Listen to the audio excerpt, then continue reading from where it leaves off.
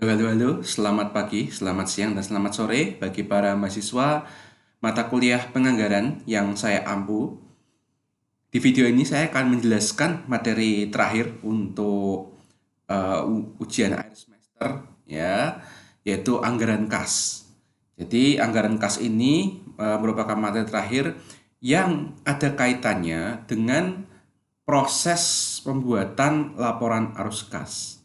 Ya, jadi anggaran kas ya ini sebenarnya berguna untuk menetapkan target ya, target bila mana kelak pada tahun depan ya, tahun buku tahun depan itu kita bisa memperkirakan kira-kira nanti laporan arus kasnya itu bakal seperti ini.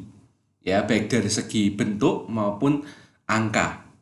Ya, jadi kita kan di keuangan ya itu seringkali membahasnya kalau nggak neraca itu laba rugi. Nah, tapi di sini untuk anggaran kas itu kita harus mulai mengatur mindset kita bahwa kita ini akan menyusun sebuah anggaran yang kelak akan digunakan sebagai panduan kita dalam tahun depan untuk menyusun laporan arus kas. Ya, satu laporan yang kadang-kadang sering dilupakan ya oleh orang manajemen maupun orang akuntansi.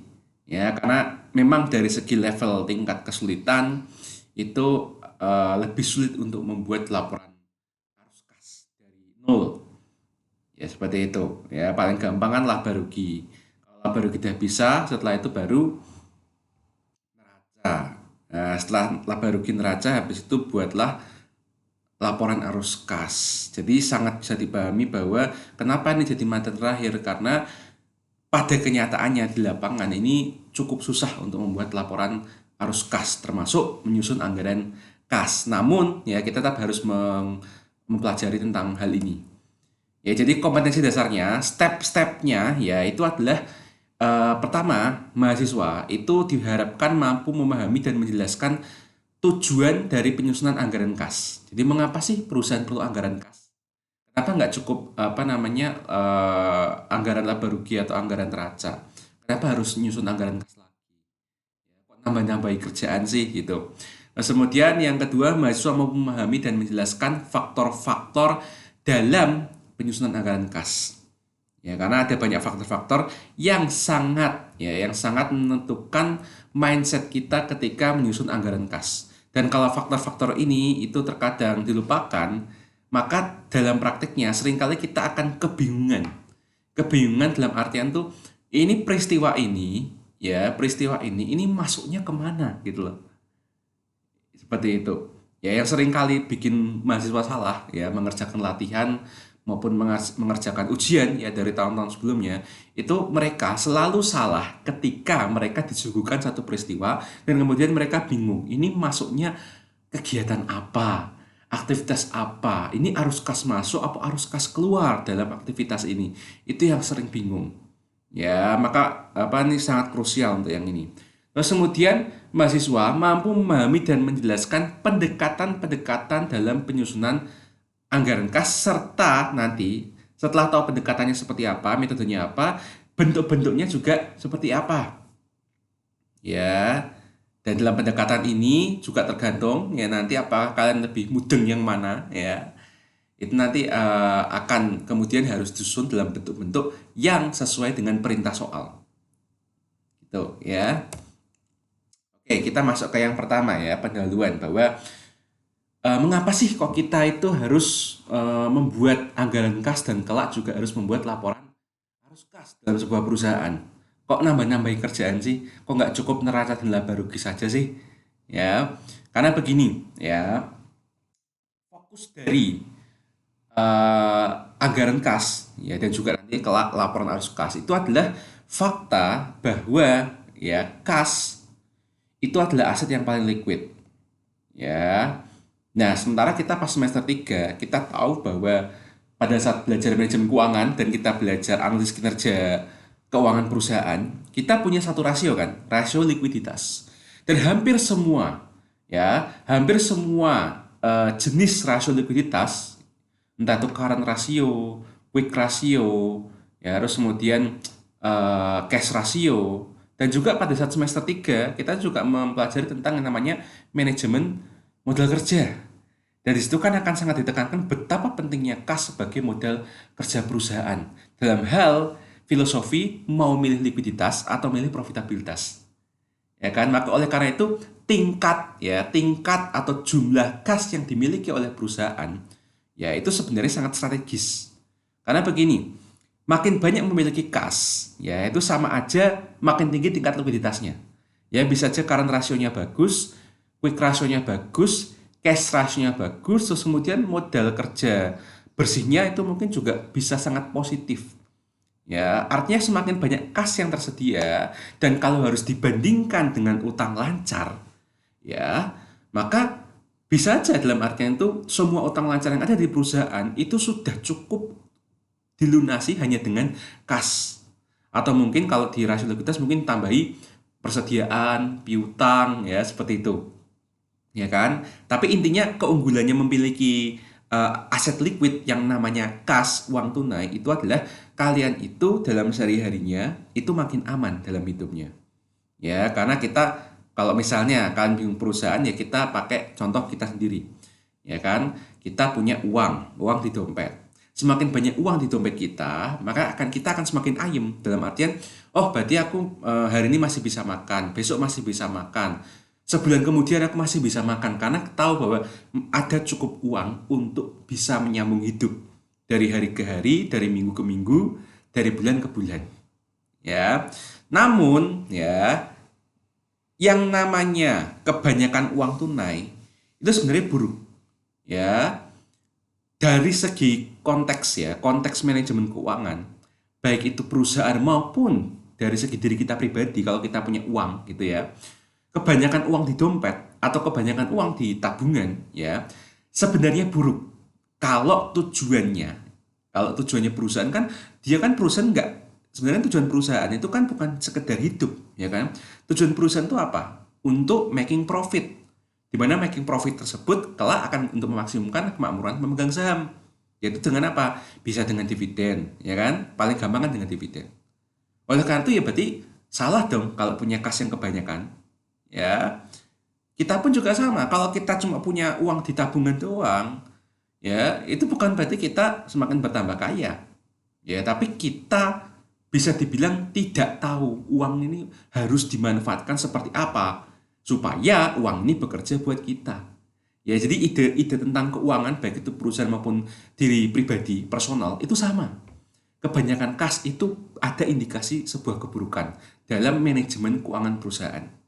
Ya, karena kalau dari segi konteks perusahaan, ya bisa saja perusahaan tidak punya ide investasi atau ekspansi yang memutar kas menjadi lebih bermanfaat. Ya, artinya kebanyakan kas tapi nggak dipakai buat investasi mesin, atau bikin pabrik baru, atau mungkin bikin toko atau cabang yang baru. Ya, kenapa nggak melakukan itu? Apa jangan-jangan manajemen tuh nggak punya ide lagi buat apa memanage perusahaan? Ya kalau dia nggak punya ide, kenapa dia masih dipekerjakan? Nah gitu. Oleh karena itulah kita itu memerlukan yang namanya perencanaan. Perencanaan kas atau bahasa di kita adalah anggaran kas. Ya, anggaran kas itu pada dasarnya memuat informasi jumlah keseluruhan pembelanjaan yang diperlukan dan kapan kas tersebut akan diperlukan. Ya, dalam sisi lain juga anggaran kas itu adalah anggaran yang menunjukkan perubahan kas dan memberikan alasan mengenai perubahan kas tersebut dengan melihat pada arus kas masuk dan arus kas keluar. Ya, artinya dengan kita bisa menyusun anggaran kas dan kelak jadi panduan laporan arus kas, sebenarnya kita itu berniat untuk memberikan informasi kepada pihak-pihak yang berkepentingan. Ya, siapa itu? Ya, bisa aja pihak bank karena apa namanya memberikan hutang ke kita. Bisa aja pihak investor saham karena eh, dia menanamkan modalnya ke kita dan dia ingin tahu sebenarnya berapa banyak sih uang yang dimiliki oleh perusahaan ini sehingga aku bisa dapat dividen yang pantas.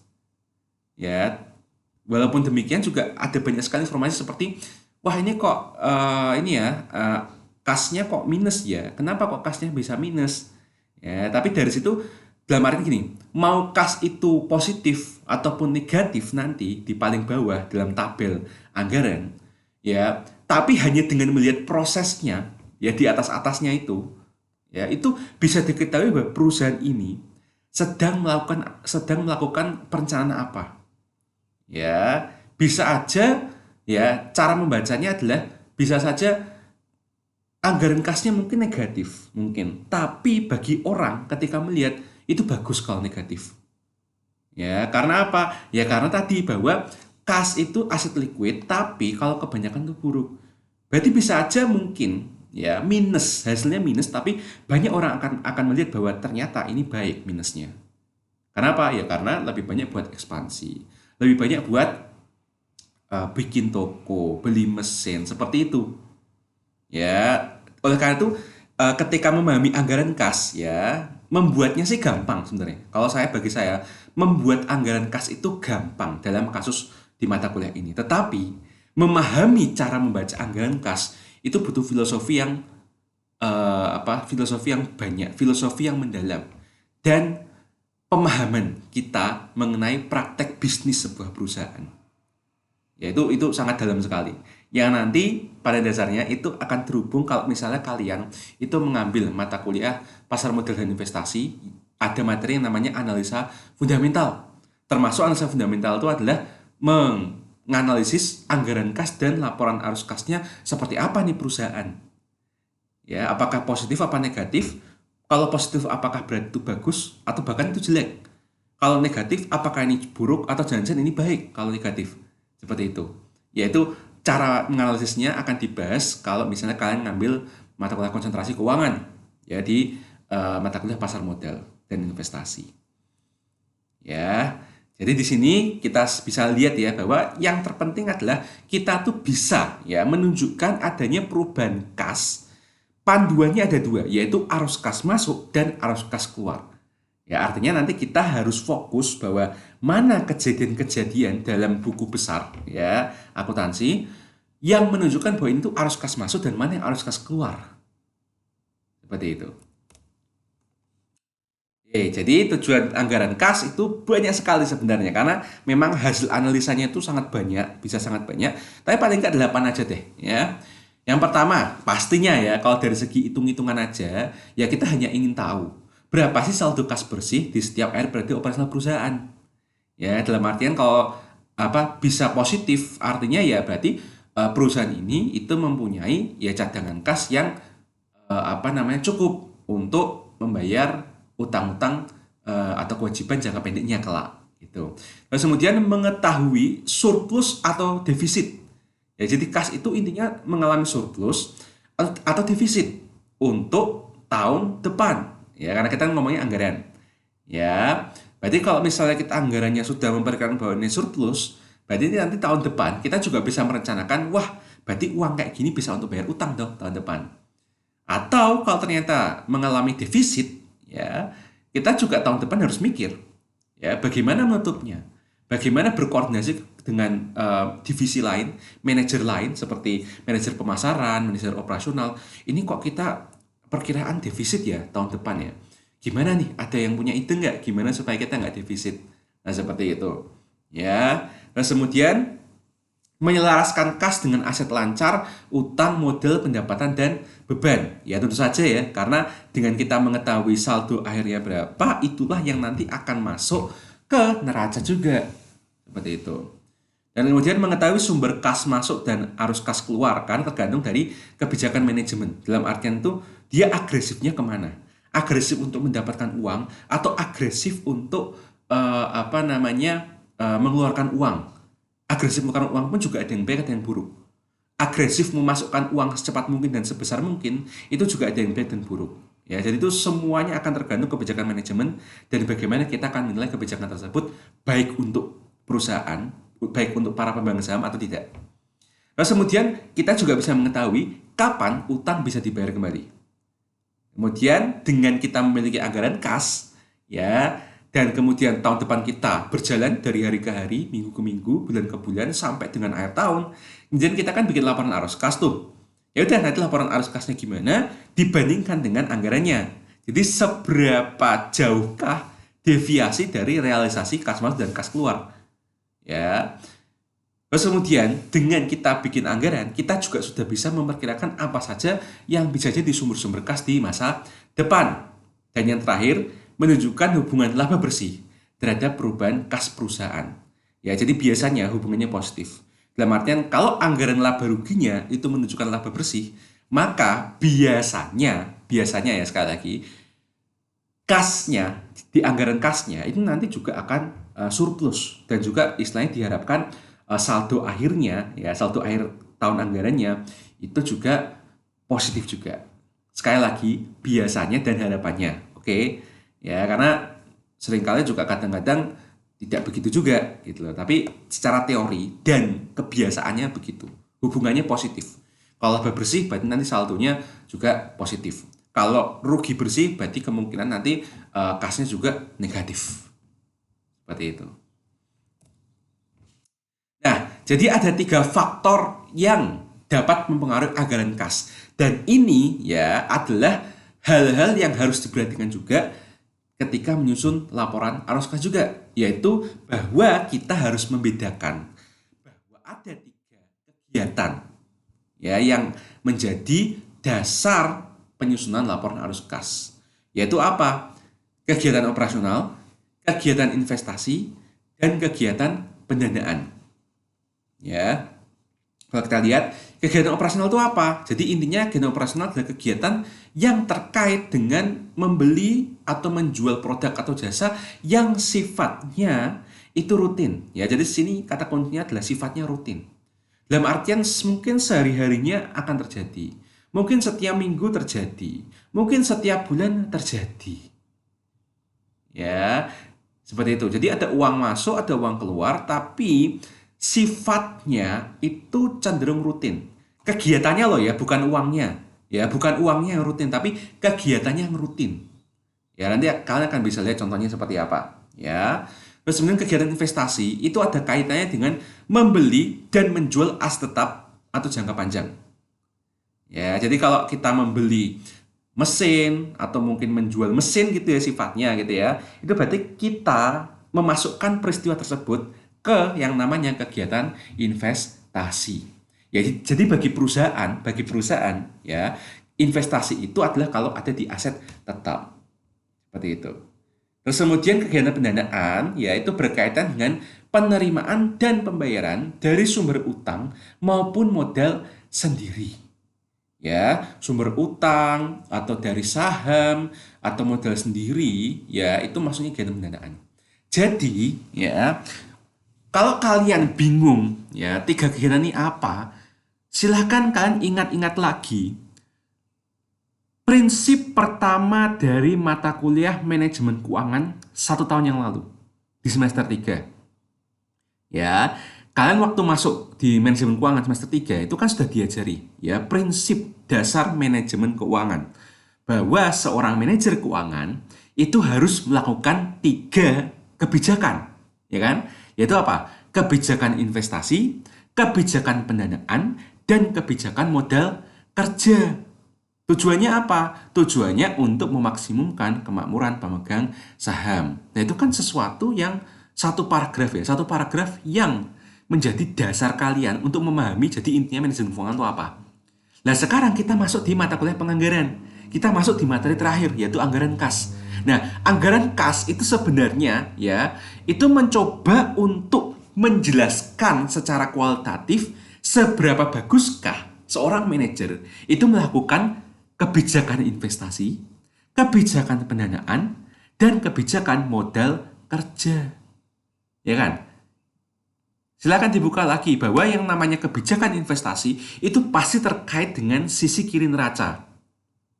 Yaitu apa? Yaitu bila mana ya perusahaan itu bisa merencanakan sesuatu yang terkait dengan investasi aset tetap atau jangka panjang. Ya, maka di anggaran kas dicerminkan dari seberapa seringkah dan seberapa besarkah uang yang masuk atau keluar dari kegiatan membeli dan menjual aset-aset tetap atau aset jangka panjang. Kenapa? Karena bagi perusahaan investasi tersebut, yang namanya investasi adalah membeli aset tetap supaya aset tetap tersebut akan berproduksi. ya, entah produksinya barang, entah produksinya jasa, tetapi nanti akan ada kaitannya dengan laporan laba rugi. Ya. Terus kebijakan pendanaan itu diwakilkan di anggaran kas oleh kegiatan pendanaan. Jadi intinya sisi kanan neraca. Sisi kanan neraca kan ada dua, ya, yaitu apa? Utang dan ekuitas. Utang itu dari jangka pendek dan jangka panjang. Ekuitas itu dari modal sendiri dan mungkin dari penyertaan modal dari saham. Ya, jadi istilahnya dua sumber, ya dua sumber, tetapi bisa diperjelas lagi menjadi 4 sumber. Utang jangka pendek, utang jangka panjang, ya, kemudian modal sendiri dan penanaman modal dari bentuk saham plus laba ditahan kalau ada, ya seperti itu. Ya, terus modal kerja yang mana Pak? Modal kerja itu kan ada kaitannya dengan aset lancar dengan utang lancar. Ya kan, dalam artian tuh untuk kegiatan sehari-hari, untuk kegiatan produksi. Ya, apalagi kalian sudah di semester 4 belajar praktikum manajemen keuangan lanjut, manajemen keuangan, ya kan? Itu dimana kan bahkan dari modul yang pertama kalian kan disuruh ngitung modal kerja kan. Nah, modal kerja itu kan terkait dengan perencanaan produksi, perencanaan aku mau produksi berapa, aku mau produksi berapa dalam per bulan, dan kalau setahun kerja aku harus produksi berapa. Lah itulah modal kerjaku. Lah itu apa namanya diwakilkan di anggaran kas dari kegiatan operasional yang sifatnya rutin, berproduksi rutin, menjual secara rutin, ya, maka maksudnya kegiatan operasional. Oke, jadi 3 faktor ini sebenarnya memang melandasi apa yang disebut sebagai 3 kebijakan manajer keuangan. Dan di sini investor bisa menilai seberapa efektifkah seorang manajer itu bekerja untuk kemakmuran dia. Ya, seberapa baguskah kegiatan operasionalnya, seberapa baguskah kegiatan investasinya, dan seberapa baguskah kegiatan pendanaannya. Seperti itu. Oke ya, jadi itu tentang terkait dengan 3 kegiatan. Ya. Nah, dari kegiatan tersebut, tadi saya sudah luar ya, saya sudah sebutkan juga bahwa dari 3 kegiatan tersebut kan ada yang namanya arus kas masuk dan arus kas keluar. Nah, tetapi dalam menyusun anggaran kas itu ada 2 pendekatan. Ya, yang pertama adalah pendekatan kas masuk dan kas keluar atau sering disebut sebagai metode langsung. Ya, kenapa disebut metode langsung? Karena secara rinci itu langsung mengidentifikasi sebuah peristiwa transaksi merupakan sumber kas atau belanja kas. Dalam artian kalau misalnya kalian bingung dengan definisinya, secara praktek ya, kalian sendiri deh misalnya ya. Misalnya apa namanya pada hari Senin, misalnya hari Senin. Ya, kalian misalnya anggap aja nih hari kampus biasa misalnya ya. Pada hari kampus biasa ternyata kalian di kampus ya makan siang. Ya, makan siang. Makan siang di mana? Di sotonya Pak Tarno. Habisnya berapa? 10.000 karena tambah teh dan gorengan. Ya, berarti kalian gini langsung bisa nyatet. Ya, dari kegiatan tersebut berarti itu kegiatan apa? Ya, karena ini adalah rutin. Yang namanya makan kan rutin kan buat manusia gitu loh.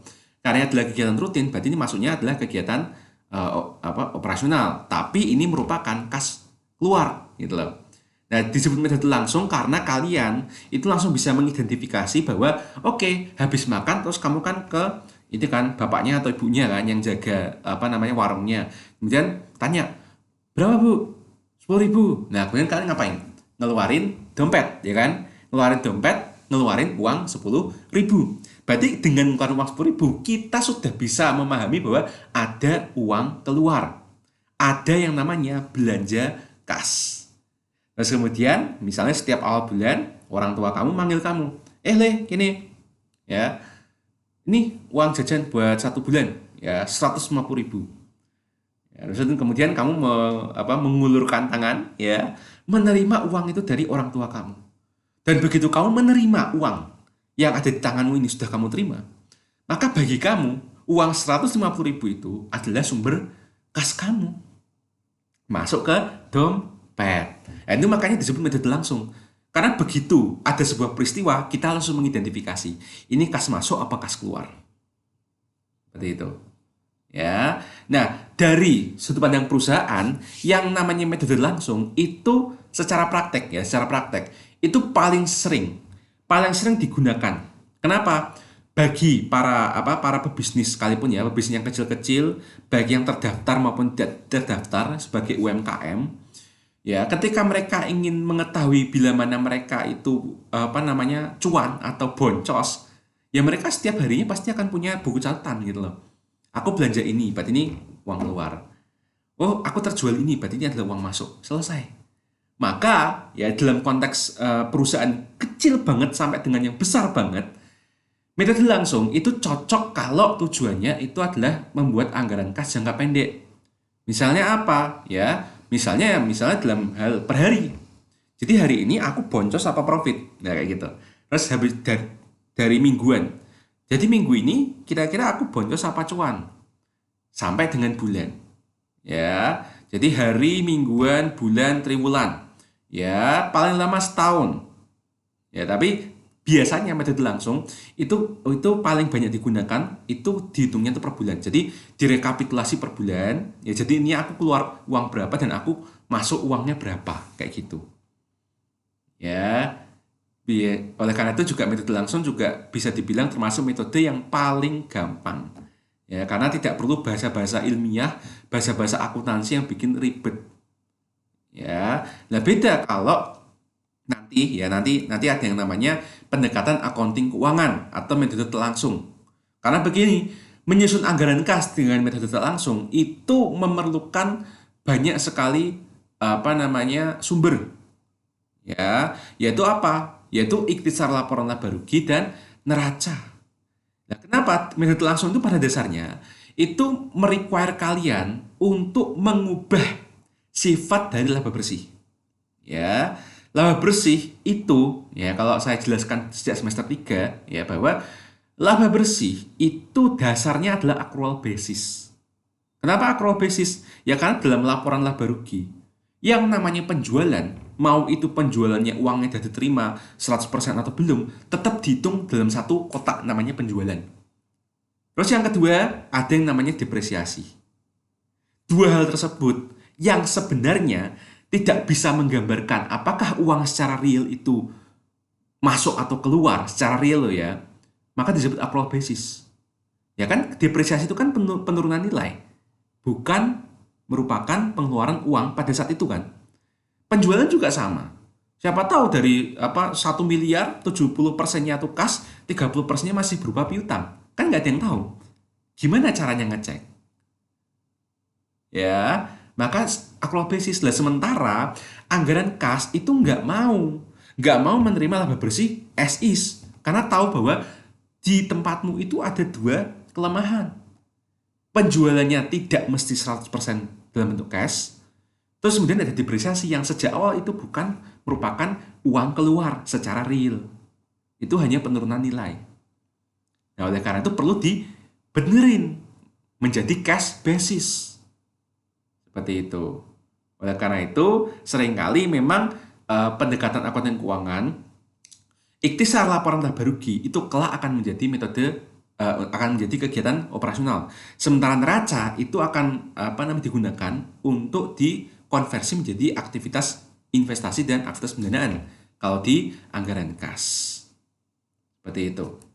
Dan karena sifatnya yang sangat accounting, sangat ilmiah, maka ini nggak cocok untuk anggaran kas jangka pendek. Karena kadang-kadang perlu waktu untuk orang awam atau bahkan orang lulusan dari kampus terbaik pun untuk menyesuaikan dengan dengan budaya dan kebiasaan perusahaan ketika menyusun anggaran kas, itu juga perlu butuh waktu lama.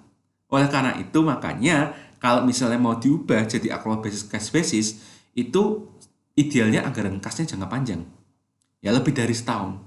Ya 2 tahun ke depan, 3 tahun ke depan, sampai 5 tahun ke depan seperti itu. Ya. Ya terus skemanya gimana? Nah, kalau skemanya untuk berdekat metode langsung itu seperti ini. Ya, jadi intinya kalian yaitu secara simpel ya, itu ngitung aja dulu semuanya. Kas masuk, ya. Ya berapa ya kan dari tiga jenis aktivitas. Kegiatan operasi, kegiatan pendanaan, kegiatan investasi. Ya, kegiatan operasi itu seperti apa? Misalnya dari pembeli rutin atau pihak lainnya.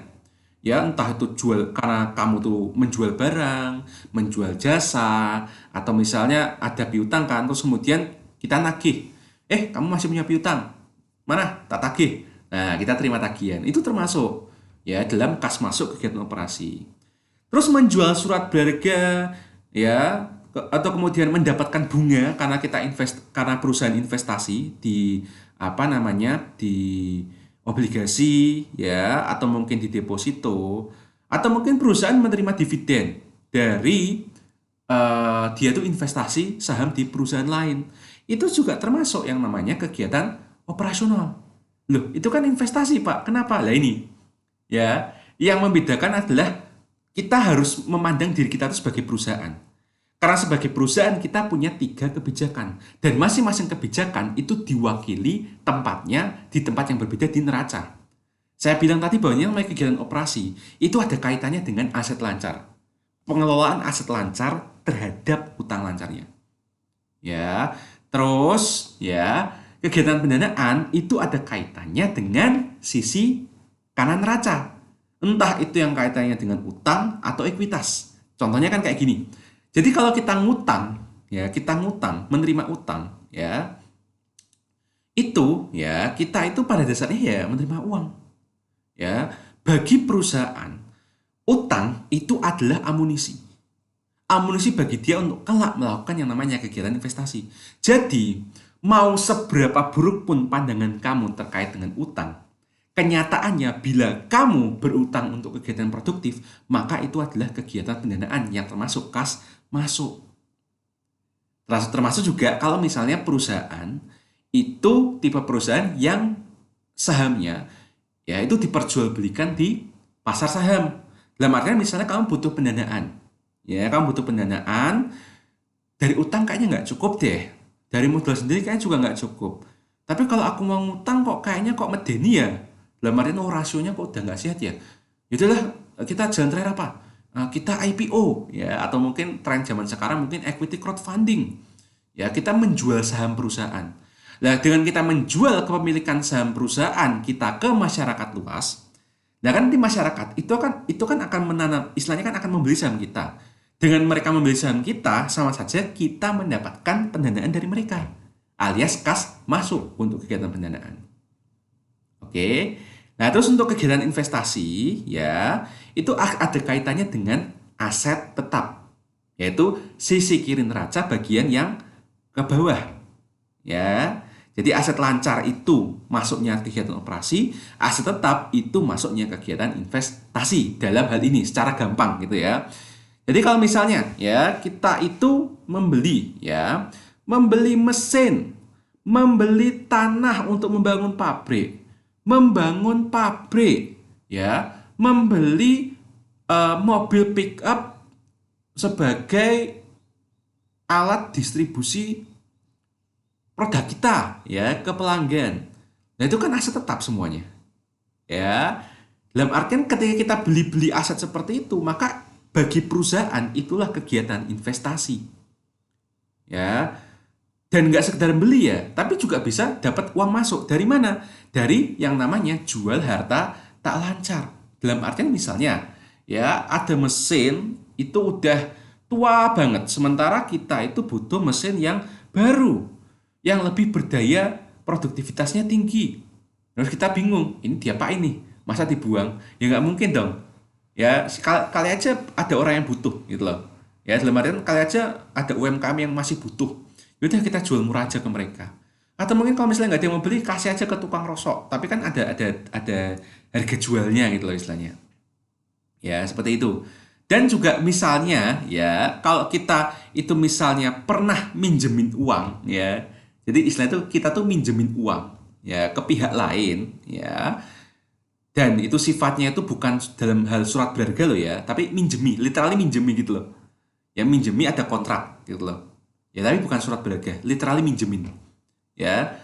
Nah, kalau kita menerima kembali pinjaman yang diberikan, itu sendiri juga termasuk kas masuk. tetapi kegiatannya termasuk kegiatan investasi. Nah, semuanya kemudian ini adalah kas masuk, dimasukkan ke dalam sebuah wadah, dan nanti sebuah wadahnya itu akan direlokasikan ke banyak arus kas keluar yang juga dibedakan menjadi 3 kegiatan. Ya, yaitu apa? Ya kegiatan operasi, pendanaan dan investasi juga dong, gitu loh. Ya contohnya, oke kas masuknya sudah terkumpul. Oke, kita beroperasi yuk, silakan. Ya, udah. Wah, ada ini kesempatan investasi yang bagus nih di saham ini, ya. Ya udah, habis itu kita beli surat berharga atas nama perusahaan. Itu juga merupakan kegiatan operasi loh ya. Ya, kegiatan operasi. Jadi istilahnya ada hal yang kalau kita memandang dari sudut pandang orang awam itu kayaknya kok lucu, nggak masuk akal. Tetapi karena kita harus menempatkan diri kita sebagai perusahaan, dalam artian kita harus menempatkan diri kita sebagai pihak yang mengelola neraca, ya, maka kita harus seperti ini pembagian-pembagian kegiatannya. Ya, jadi membeli surat berharga itu bisa masuk kegiatan operasi. Ya, surat berharga itu intinya ya beli obligasi, ya, beli saham, beli reksadana atau deposito, ya, itu masuknya adalah itu kan masuknya kan ini kan investasi jangka pendek. Ya, investasi jangka pendek buat perusahaan loh ya, buat perusahaan. Buat kita mungkin itu investasi jangka panjang, tapi buat perusahaan itu investasi jangka pendek. Masuknya aset lancar. Jadi kalau ada yang keluar karena dari aset lancar, maka itu kegiatan operasi. Termasuk juga misalnya ya, tanggung jawab untuk gaji karyawan, tanggung jawab untuk memberikan bunga, tanggung jawab untuk membayar pajak, ya, kemudian membeli bahan baku, membeli barang atau jasa, membeli peralatan-peralatan ya untuk produksi itu juga termasuk kegiatan operasi. Ya. Terus kemudian pendanaan juga sama ya, dalam artian kalau dulu kita itu ya menerima utang, jadi kita tuh istilahnya tuh kayak ngutang ke orang lain ya atau ke bank atau gimana, ya sama aja kan kita punya tanggung jawab yaitu apa? Membayar bunga dan membayar pokok utangnya kan. Ya itu akan menjadi kegiatan pendanaan tapi sifatnya kas keluar. Nah, kemudian kalau kaitannya dengan saham gimana? Nah, waktu itu intinya kita tuh IPO. Ya, kita menjual kepemilikan saham kita. Misalnya 49% masyarakat, 51% kita. Ya, masih ownernya perusahaan ini. Terus kemudian kalau kita akan melakukan yang namanya buyback. Ya, buyback dalam artian tuh, aku mau beli kembali sahamku yang udah beredar di masyarakat. Berarti artinya kan kita itu membeli saham dari investor. Jadi investor kita beli sahamnya supaya kepemilikan kita bertambah. Ya, misalnya jadi 60%, ya 60% banding 40%. Nah, kalau misalnya nature-nya sifatnya seperti itu, maka kegiatan beli saham itu maksudnya kegiatan pendanaan karena masih terkait dengan aset masih ada kaitannya dengan sisi kanan neraca yaitu ekuitas atau utang. Bayar dividen juga sama dalam artian kita membayar dividen karena ada investor yang beli saham kita dan menahannya sampai lama banget. Nah, mereka kenapa menahan saham kita lama banget? Ya karena mereka berharap kita tuh dapat laba. Dan kalau kita dapat laba, kita membagikan laba tersebut sebagai dividen. Nah, ketika kita membayar dividen karena saham kita dibeli oleh investor, maka berarti itu kan termasuk bagian ekuitas. Karena itu bagian ekuitas, maka masuknya kegiatan pendanaan. Nature-nya kas keluar. Kegiatan investasi, ya itu juga sama. Ya, dalam artian masih terkait dengan aset tetap. Ya, termasuk tadi yang saya contohkan, beli aset yang nggak lancar, aset tetap. Tanah, mesin, bangunan, kendaraan, ya atau mungkin peralatan-peralatan pabrik yang besar-besar itu ya. Intinya yang punya depresiasi lebih dari 3 tahun. 5 tahun, 10 tahun, bahkan 20 tahun depresiasinya, itu maksudnya kegiatan investasi. Ya, tinggal dikategorikan aja mana yang kas masuk, mana yang kas keluar. Seperti itu. Ya, untuk lebih jelasnya, penjelasannya sebenarnya kalian juga bisa lihat kok ya. Di tabel 12.3 dan 12.4 di buku Nafarin ya, halaman 320 dan halaman 321. Nah, untuk yang metode accounting ya atau metode tak langsung itu seperti ini. Ya, lebih filosofis ya karena di sini sudah jelas bahwa ada 2 dunia. Dunia di mana sumber-sumbernya masih menggunakan dasar accrual dan dunia di mana ya sumber tersebut sudah konversi menggunakan cash basis atau dasar kas. Di sini kita bisa lihat bahwa sumbernya ada dua, anggaran neraca dan anggaran laba rugi. Anggaran neraca itu juga ada yang namanya anggaran aset, anggaran utang, dan anggaran modal. Anggaran laba rugi juga ada ya, anggaran penjualannya nanti gimana, terus anggaran beban ekspensnya berapa. Dan ini kan bahkan ya hampir satu semesteran kita belajar ini kan. Ya, dari awal semester ya dari anggaran penjualan, anggaran anggaran produksi, anggaran belian bahan baku, anggaran tenaga kerja langsung, anggaran biaya overhead pabrik, ya, anggaran beban biaya operasional, ya, itu kan semuanya ngomongin tentang ini, anggaran laba rugi sebenarnya. Ya, sampai dengan laba bersih. Ya, tetapi dari sumber ini itu harus dikonversi semuanya menjadi dasar kas. Jadi aset ya yang dikonversi adalah perubahan aset lancar di luar kas. Jadi selain kas, ya sekali lagi, selain kas, tapi kalau misalnya masuknya aset lancar, ya itu yang kita nilai itu adalah perubahan aset lancarnya. Ya, jadi misalnya piutangnya berubah atau tidak, ya persediaannya berubah atau tidak, investasi jangka pendeknya berubah atau tidak, ya terus kemudian perlengkapan kantor, perlengkapan pabrik ada perubahan atau tidak, ya seperti itu. Apakah perubahannya itu plus atau minus? Nah, nanti akan masukkan di arus kas dari kegiatan operasional. Terus kemudian dari segi utang, ya sisi sisi kanan neraca tapi yang bagian utang, yang kita pedulikan juga bukan utang semuanya, tapi yang kita pedulikan ada kaitannya dengan perubahan utang jangka pendek. Ya, dalam artian apakah utang jangka pendeknya itu naik atau turun? Seperti itu. Apakah utang supplier kita naik atau turun? Seperti itu. Dan ini juga akan dimasukkan ke dalam arus kas kegiatan operasional. Nah, kemudian kalau dari anggaran laba rugi, sometimes kita cukup berangkat dari laba bersih. Ya, jadi laba bersih ini ya apapun dapatannya itu disesuaikan jadi kas masuk. Dalam artian kalau dalam penjualan misalnya 1 miliar. 1 miliar kita kemudian membreakdown ternyata 70%-nya itu sudah menjadi kas masuk, tapi 30%-nya masih dalam bentuk piutang. Nah, berarti meskipun anggaran laba ruginya dapatannya 1 miliar, tapi di arus kas ya anggaran kas itu yang akan dicatat itu bukan 1 miliar, tapi 700 juta karena 70%-nya. Beban juga sama ya. Kalau misalnya beban tersebut adalah beban yang memang real, ya mulai seperti belian bahan baku, tenaga kerja langsung, ya kan, terus overhead pabrik tapi depresiasinya dikeluarin, ya terus kemudian anggaran biaya operasional, anggaran biaya pemasaran yang depresiasinya juga dikeluarin. Jadi apapun yang ada kaitan dengan depresiasi itu dikeluarin dari perhitungan, ya terus kemudian dapatan yang sudah disesuaikan ya atas dasar kas dikurangi dengan beban yang sudah disesuaikan berdasarkan dasar kas. Selisihnya masuk ke arus kas dari kegiatan operasi. Ya, jadi terkadang yang namanya metode tak langsung itu ribetnya itu adalah mengkonversi ya anggaran neraca dan anggaran laba rugi ke anggaran kas, tetapi konversinya itu baru masuk ke kegiatan operasional. Nah, sementara kegiatan investasi, kegiatan pendanaan kurang lebih ya itu rada-rada mirip dengan cara mengkonversinya di sini. Cuma nggak dijelasin di sini. Lebih lanjutnya penjelasannya kalian bisa lihat di tabel 12.5 dan 12.6 di buku Nafarin ya, halaman 325 sampai dengan 326. Nah, itu tadi adalah pendekatan ya. Jadi ada dua metode. Kita mau membuat anggaran kas dengan menggunakan metode langsung.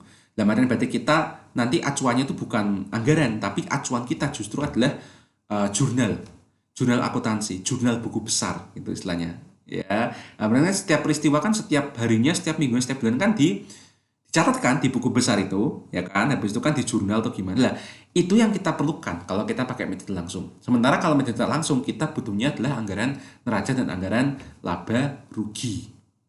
Nah, itu kan metodenya. Nah, sekarang bentuknya tabel anggaran itu ada berapa opsional ya. Nah, secara pada umumnya itu ada dua bentuk. Yang pertama ada yang namanya anggaran kas bentuk tunggal, dan yang kedua ada yang namanya anggaran kas bentuk campuran. Jadi anggaran kas bentuk tunggal itu intinya adalah kita terlebih dulu mengelompokkan apa saja yang jadi arus kas masuk dan apa saja yang jadi arus kas keluar. Setelah itu baru kita kelompokkan lagi dari sekian banyak arus kas masuk, mana yang kegiatan operasional, mana yang kegiatan investasi, dan mana yang kegiatan pendanaan. Seperti itu. Ya, kebalikannya adalah anggaran kas bentuk campuran. Karena kegiatan anggaran kas bentuk campuran itu intinya adalah kita terlebih dahulu mengelompokkan apa saja yang merupakan kegiatan operasional, apa saja yang merupakan kegiatan investasi, dan apa saja yang merupakan kegiatan pendanaan. Dan setelah dikelompok-kelompokkan, ya, kita baru mengidentifikasi kegiatan mana yang merupakan arus kas masuk dan kegiatan mana yang merupakan arus kas keluar di masing-masing kegiatan. Ya. Nah, Pak, kalau yang sering dipakai itu yang mana, Pak? Nah, yang sering dipakai ya adalah anggaran kas bentuk campuran. Ya. Bahkan kalau kalian cek semua laporan keuangan perusahaan terbuka di Bursa Saham Indonesia, ya. Itu mereka kalau bikin laporan arus kas, ya, kita kan ngomongin anggaran, tapi kita pakai contoh laporan arus kas. Mereka laporan arus kasnya itu semuanya itu memakai bentuk campuran. Ya, metodenya apa saya nggak tahu, terserah mereka, ya kan, mau pakai yang paling gampang yang mana. Yang penting apa? Bentuknya campuran. Kenapa? Karena kalau kita membentuk anggaran kasnya itu dengan menggunakan bentuk campuran, kita tuh bisa langsung melihat, ya, berapa jumlah kas masuk bersihnya dan kas masuk keluarnya. Satu. Sebenarnya yang kedua, dengan membandingkan, ya, kas masuk atau kas keluar bersihnya di setiap kegiatan, kita tahu bahwa ini perusahaan lagi menerapkan strategi agresif atau strategi defensif dalam mengelola perusahaannya. Ya, seperti itu. Ketimbang kalau kita menggunakan anggaran kas bentuk tunggal. Jadi anggaran kas bentuk tunggal itu seringkali itu hanya untuk mengetahui, jadi kita tuh punya saldo berapa sih gitu loh. Tapi nggak bisa dianalisa lebih lanjut lagi. Nah, sementara analisa lebih lanjut lagi, yang terutama kaitannya dengan analisis fundamental di mata kuliah pasar dan investasi, itu merequire kita untuk memiliki laporan kas dalam bentuk campuran. Seperti itu. Ya, nah walaupun di sini diharapkan ya kalian itu mudengnya adalah membentuk anggaran kas bentuk tunggal dan bentuk campuran dua-duanya. Ya, jadi ini adalah sebuah skema. Jadi skema step-stepnya ya. Kalau misalnya disuruh bentuk tunggal, berarti kamu pisahkan dulu ya, mana yang kas masuk, mana yang kas keluar. Nah, setelah itu setiap kegiatan yang masuk di kas masuk itu diidentifikasi. Kegiatan ini maksudnya aktivitas apa? Kegiatan ini maksudnya aktivitas apa? Kegiatan ini maksudnya aktivitas apa? Seperti itu. Nah, kemudian setelah diidentifikasi, gantian kas keluar. Kas keluar juga diidentifikasi. Mana yang aktivitas operasional, mana yang aktivitas investasi, mana yang aktivitas pendanaan. Sementara kalau campuran kebalik. Campuran itu mengedepankan ya klasifikasi berdasarkan aktivitasnya. Jadi mau itu kas masuk kas keluar, yang penting lebok dulu ke aktivitas ini. Ya, masukkan, kemudian baru setelah itu balik lagi dari awal. Aktivitas operasional ya, dari semua jenis peristiwa, mana yang kas masuk, mana yang kas keluar. Kemudian beralih ke yang investasi, kita juga lihat mana yang kas masuk, mana yang kas keluar. Kemudian aktivitas pendanaan juga sama. Ya, mana yang kas masuk, mana yang kas keluar. Terus kemudian dari masing-masing ini kas masuk kas keluar dikurangi. Jadi misalnya kas masuk, misalnya ya aktivitas operasional ya, kas masuk 10 juta, kas keluar 7 juta. Nah, kemudian nanti akan ada kesimpulan. Jadi sub kesimpulan bahwa kas masuk bersih dari aktivitas operasional yaitu 3 juta. Terus misalnya aktivitas investasi, kas masuk 1 juta, kas keluar 5 juta. Nanti akan ada kesimpulan, ya kesimpulan apa di bagian ini, bagian aktivitas bahwa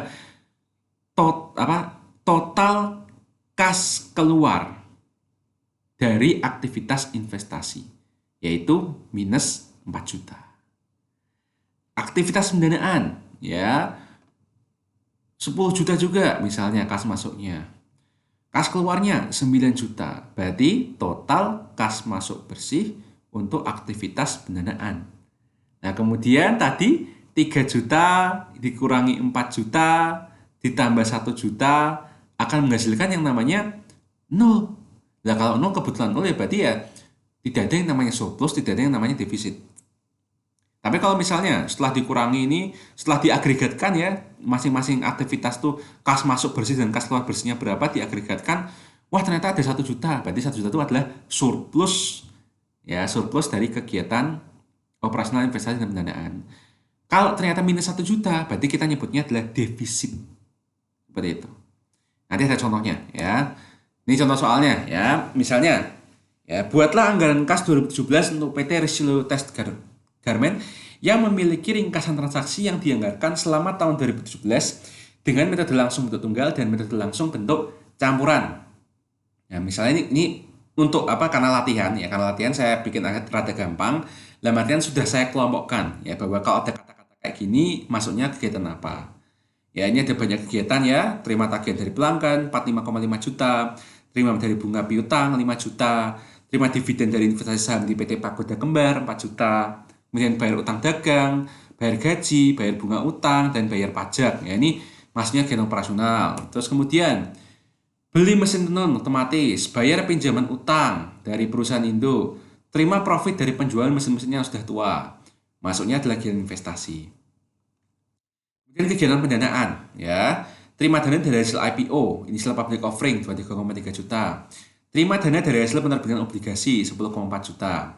Bayar dividen kepada pemegang saham PT Resilo Test Garment 6,8 juta. Bayar utang jangka panjang kepada bank 17,2 juta. Dan diketahui posisi kas perusahaan pada tanggal 1 Januari 2017 adalah 20 juta. Jadi dari banyak informasi ini silahkan bikin anggaran kas dengan metode langsung bentuk tunggal dan metode langsung bentuk campuran. Ya, artinya ada dua. Nah, di sini yang akan saya contohkan adalah hanya yang bentuk tunggal. Ya, nanti kalian akan bikin sendiri yang campuran.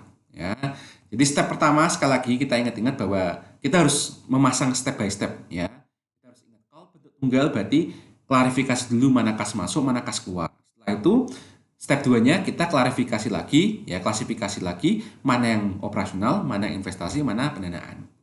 Maka di sini ya dari sekian banyak itu ya saya intinya ya tinggal klasifikasi aja, kas masuknya apa aja. Setelah itu oh ini masuknya operasional, ini operasional, ini operasional, ini investasi, ini pendanaan, ini pendanaan. Terus kas keluar ya, terus saya oh 8 peristiwa. Ya dengan angka-angkanya. Habis itu ini operasional, ini operasional, ini operasional, ini operasional. Ini investasi, ini pendanaan, ini pendanaan. Ya, terus setelah dapat istilah gambarannya, baru bikin tabelnya. Ya, namun ini tabel ya, ini tabel sekali lagi karena PowerPoint itu nggak cukup ya areanya.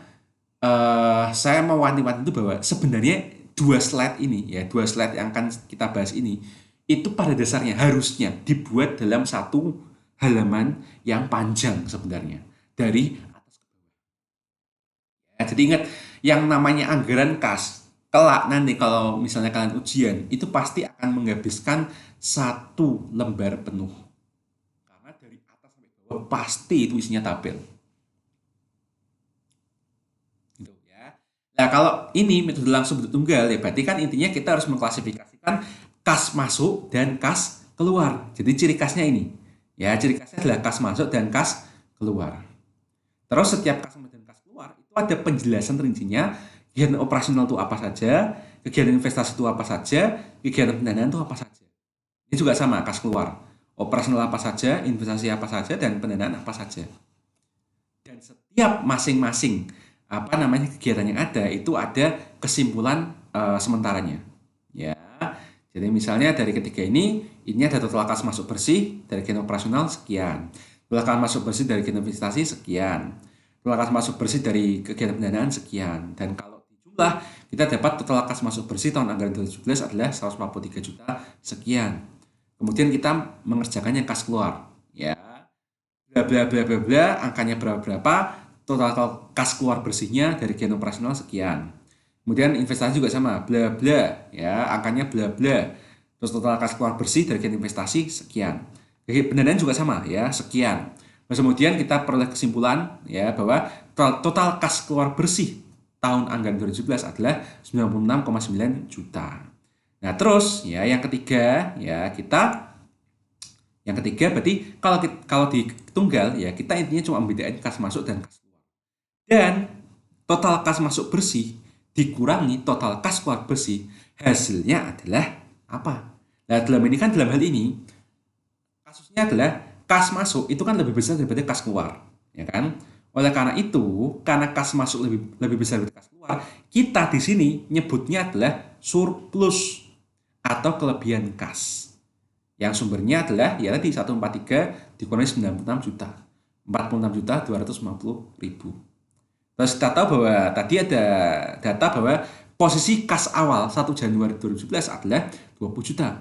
Berarti kalau 1 Januari 2017 itu kas awalnya 20 juta dan ditambah dengan surplus atau kelebihan kas yang diperkirakan selama tahun 2017 mendatang itu 46,25 juta, berarti kan 46,25 juta tambah 20 juta akan menjadi posisi kas akhir 31 Desember 2017 yang dianggarkan, yaitu 66 juta 250 ribu.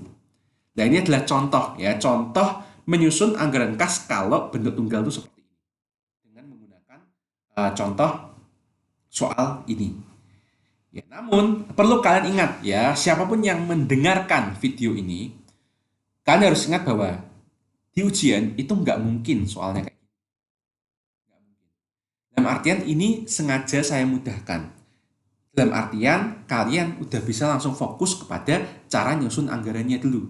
Ya, jadi saya maunya kalian fokus untuk benar dulu gitu ya. Benar dalam hal mengerjakan anggarannya. Tetapi ya, nanti pada saat ujian tantangannya adalah bukan hanya sekedar bikin anggaran, tapi mengklasifikasikan ini termasuk kegiatan apa. Jadi anggap aja nanti semua peristiwa akan saya taruh. Jadi ada 7 tambah 3 tambah 4, 14. Jadi 14 peristiwa misalnya gini ya. 14 peristiwa itu saya deret, saya acak. Sehingga kalian nggak tahu ini masuk kegiatan apa. Ya, karena itu adalah indikator kompetensi kalian gitu loh. Selain harus bisa bikin anggarannya, kalian juga harus teliti menentukan ini kegiatan operasional, ini kegiatan investasi atau ini kegiatan pendanaan. Jadi saya sudah wanti-wanti dari sekarang loh ya, bahwa kalian tuh akan menghadapi sesuatu yang seperti itu. Jadi kalian harus mempersiapkan diri, ya, memahami apa saja yang bisa dikategorikan operasional, apa saja yang dikategorikan investasi, dan apa saja yang dikategorikan sebagai pendanaan. Jadi kata-kata kuncinya atau pemahamannya itu harus kalian benar-benar paham, ya, supaya kalau ada soal ujian luar anggaran kas kalian bisa mengerjakannya. Nah, jadi tadi saya sudah mencontohkan ya bagaimana kalau bentuk tunggal. Nah, silakan ya kalian buat anggaran kas dari PT Rislo Test Garment dengan metode langsung bentuk campuran. Nah, nanti kumpulkan jawabannya di Kulino. Jadi ini akan menjadi tugas terakhir kalian ya di semester ini. Ya, jadi mengerjakannya sama ya, tetap di kertas. Ya, di kertas, kemudian di scan dan dikumpulkan di Kulino, ya. Boleh pakai kalkulator, boleh, ya. Boleh pakai kalkulator HP juga boleh.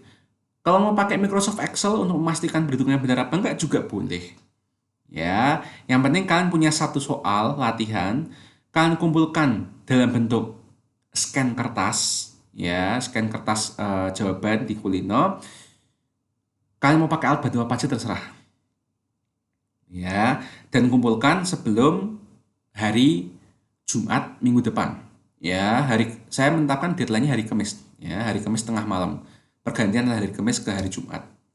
Karena apa? Ya karena minggu depan kita akan melakukan yang kuliah online, ya, untuk kisi-kisi UAS nanti seperti apa, review materi yang ada harus pelajari itu apa, ya, dan